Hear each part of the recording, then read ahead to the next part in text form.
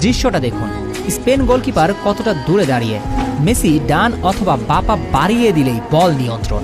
কিন্তু কি আশ্চর্য, মেসি বলের নাগাল নিতে পা বাড়িয়ে দিচ্ছেন না, বলের পিছনে শুধু দৌড়িয়ে যাচ্ছেন।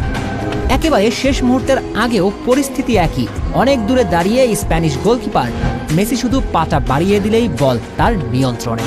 কিন্তু মেসি সেটা করেননি, যেন স্প্যানিশ গোলকিপার বের হয়ে বলের নিয়ন্ত্রণ যতক্ষণ পর্যন্ত না নেবেন ততক্ষণ পর্যন্ত মেসির কাজ শুধু দৌড়িয়ে যাওয়া।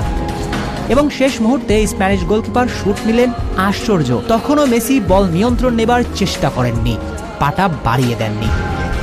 এমন ঘটনা মেসির ক্যারিয়ারে কি একটাও দেখাতে পারবেন? এরপরেও কি বলবেন না ফাইনালের আগে কিছু একটা ঘটেছিল, মেসিদের ম্যাচটা ছেড়ে দিতে বাধ্য করা হয়েছে? আপনার কাছে মনে হতে পারে এই প্রশ্নটাই অবান্তর। তাহলে বলুন তো, ক্রিস্টিয়ান রোমেরোর মতো হারার আগে হার না মানা মানুষ ফাইনালের আগে কেন কেঁদে ফেলবেন?